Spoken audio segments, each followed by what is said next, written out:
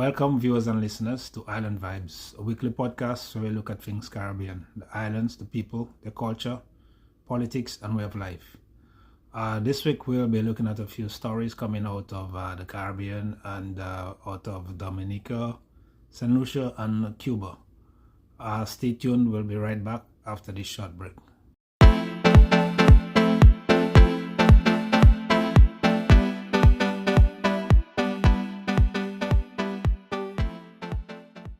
Welcome back. This past week we saw a new bulletin, a new advisory being issued on the increase of bunker surcharge on cargo ships transporting goods between the U.S. ports and ports in the Eastern Caribbean, as well as Guyana and Suriname. No doubt the result of the increase in oil prices, as a result of the war going on in Iran. And we know the importance of, cargo being shipped from the U.S. to the Caribbean islands. The remittances that go from the U.S. to the Caribbean, the boxes, the barrels, which no doubt are going to be affected by that, are going to be impacted. The cost of shipping the same, the barrels and boxes to the islands. Also expected to be impacted other goods making the way to the Caribbean islands, so the supermarkets, shelves, and the shops, and other businesses, that rely on goods from the U.S. And so the issues affecting the Caribbean islands by what's ongoing in the U.S. and the actions of the Trump administration, to include visa restrictions and now a war with Iran. How these impacts, the islands in the Caribbean. There's this old saying that when the U.S. sneezes, the islands get the cold. And so actions from the Trump administration, they include visa restrictions, new immigration policies, and now a war in Iran, impacting cargo shipping to the islands, and no doubt will affect the price of goods on the shelves in the islands, and remittances getting to the islands from the U.S.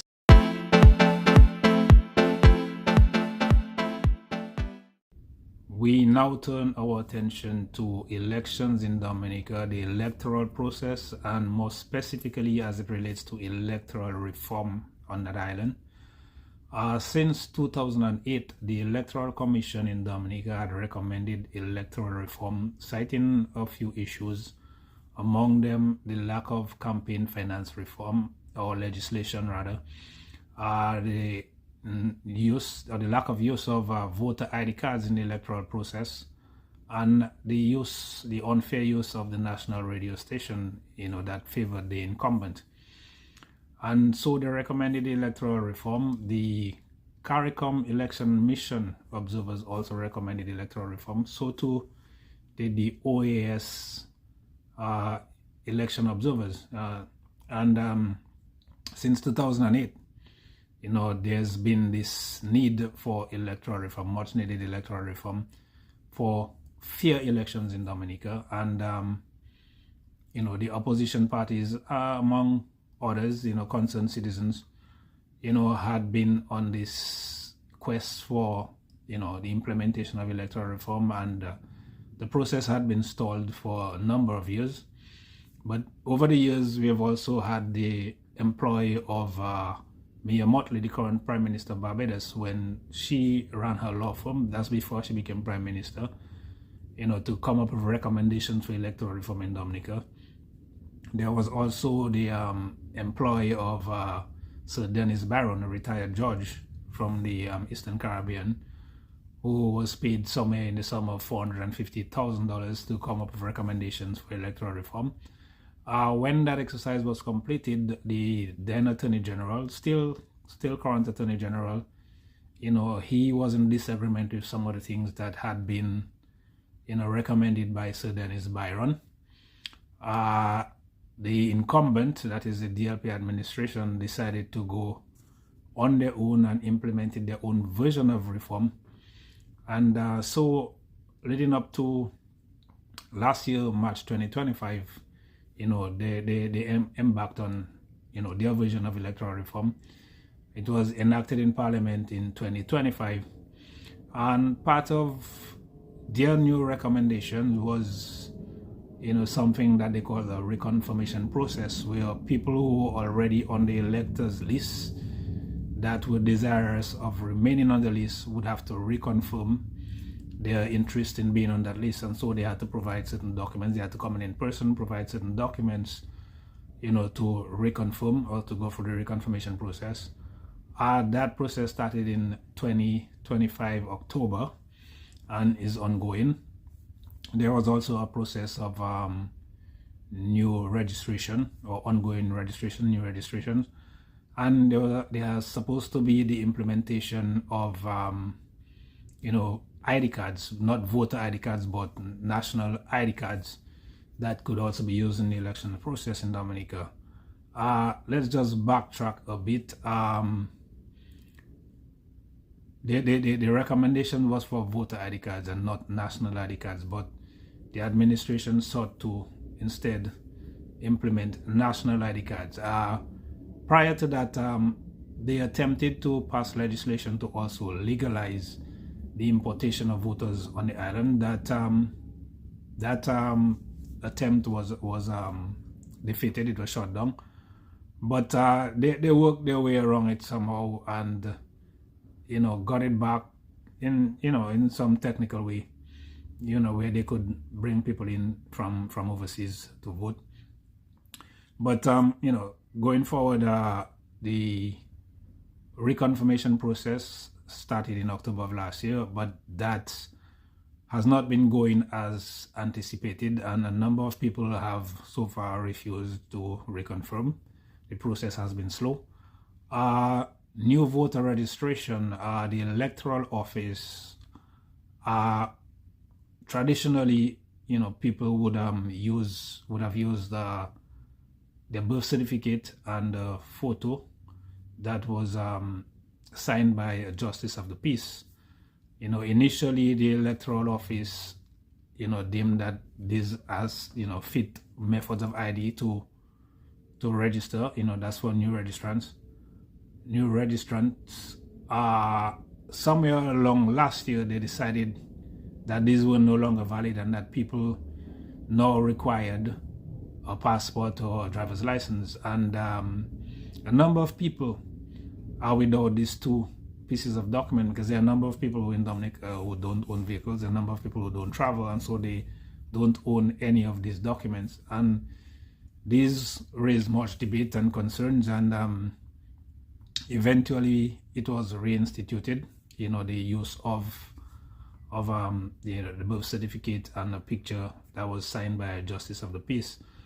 But somewhere along the line as well, we had the suspension of new voter registration, and that was owing to the fact that the Electoral Office said that the machinery they used, or the system that they used for new registrations, they couldn't fit it into the existing new machinery that they had for the whole implementation of the electoral reform process that included reconfirmation, among other things. And so, new registration was suspended for a greater part of last year, and that raised much concern, and we saw businessman Nassief, writing a letter to the editor where he espoused on, that process, the suspension of that process, disenfranchising, new registrants and people that were eligible to take part in the elections. And shortly after that, this, the registration recommenced somewhere in March.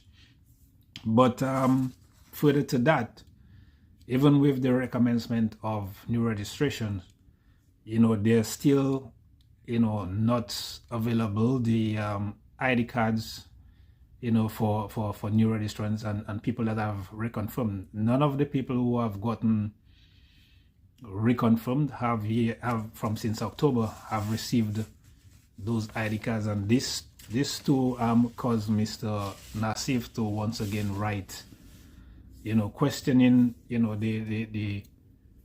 the ongoing process, especially since that on March 23rd we have a city council elections, Roseau City Council election that's upcoming, where the same list that is normally used for national elections is used as well for city council elections. And the fact that the new list is not yet up to speed, but then we have an election coming up in March for city council elections. The old list, the old list that they are trying to get rid of is what is going to be used for the upcoming city elections.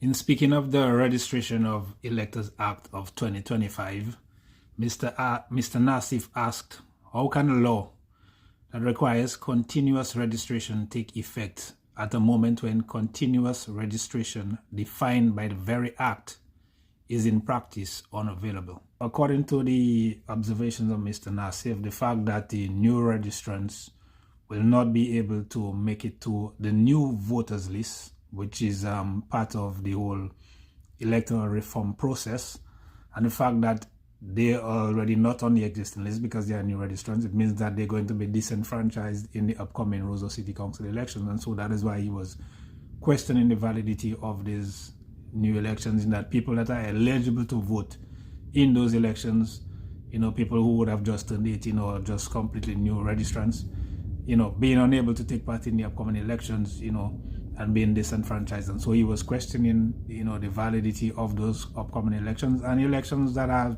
been held in the recent past in the other municipalities, in the other village council, that also, were affected by the same set of circumstances. The fact that new registrants could not have been on the old list, and they are not making the new list either, as voter registration had been suspended for the greater part of last year. It is, in my view, unacceptable, the fact that the relevant authorities have been unable to implement the new systems and machineries and have the necessary ID cards available for elections, when in fact they are the ones who went away from the recommendations of Dennis Byron to implement their own recommendations. And so one would expect that with the implementation of your own recommendations from since March of last year, that the necessary systems by now would have been put in place, that we could have, elections, especially for the upcoming elections, the city council elections.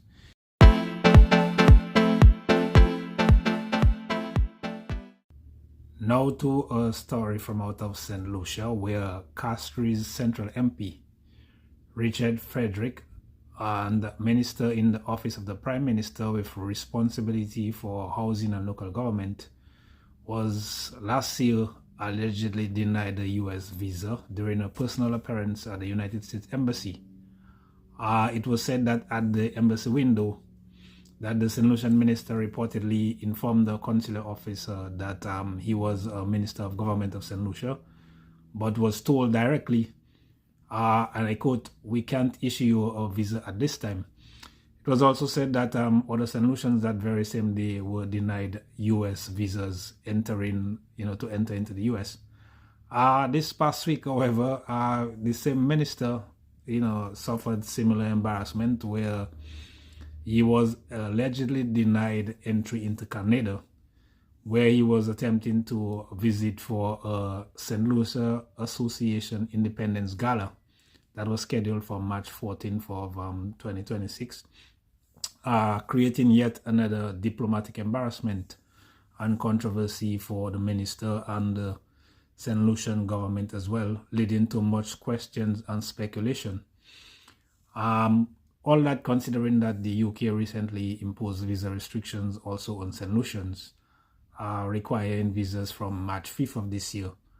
But Mr. Fredericks, one may think that, this has to do with ongoing, visa issues. But the fact is, Mr. Frederick has also had issues dating back to 2011, where he was also denied a personal and diplomatic visa, where his were revoked actually.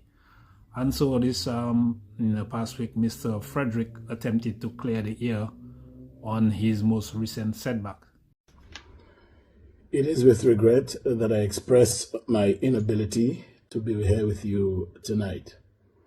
I would never deliberately avoid a Canadian trip, as on every previous occasion that I have set foot on Canadian soil, I have interacted with my St. Lucian people. I visited the Niagara Falls on every occasion, because some things can be done many times in life. And a visit to Niagara Falls, you'll never get tired of doing that. Though I was informed of this venture late, I made a desperate attempt to be with you. Sadly, from the inception, there had been hurdles. Firstly, the travel agent informed me that I could not have traveled because my passport had less than 6 months to expire.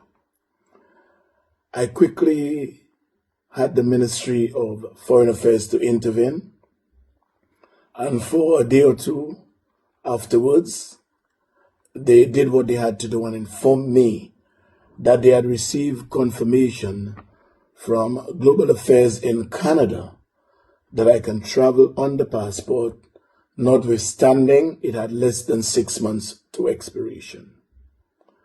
Back to the agent.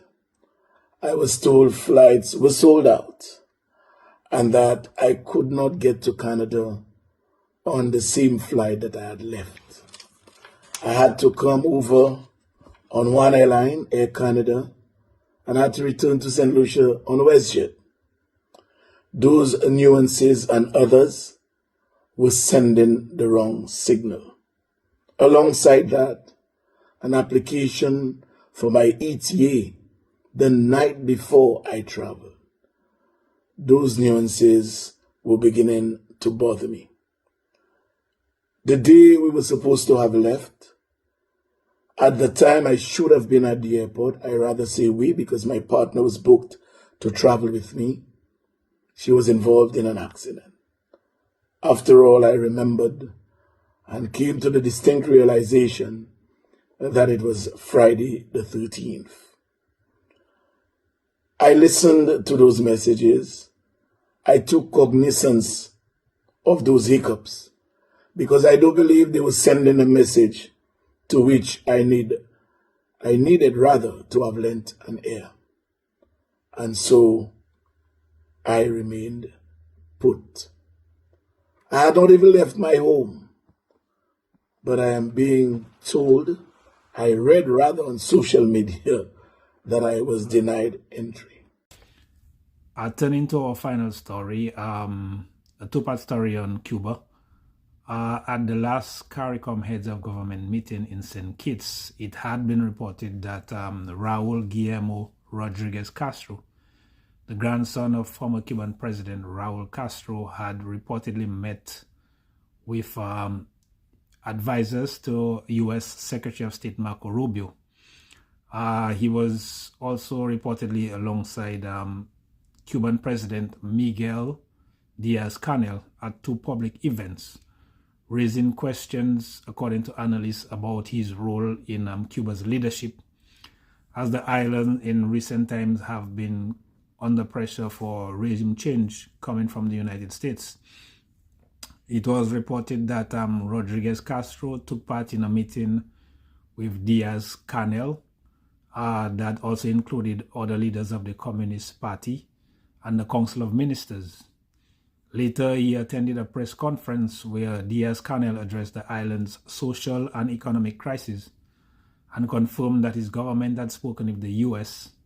about the pressure Washington has maintained on Havana since the 1960s that had intensified in recent months under the Trump administration. The final part of our story on Cuba, China has come to the aid of Cuba to help them alleviate the plight of the shortage of electricity on that island that has been caused by the shortage of fuel, caused by the oil blockade and the seizing of oil supplies to Cuba from Venezuela. And so China, a longtime ally of Cuba, has come to the rescue by providing a number of solar panels that will help housing units, and government establishments, government buildings that have been severely impacted, by, the shortage of electricity on that island.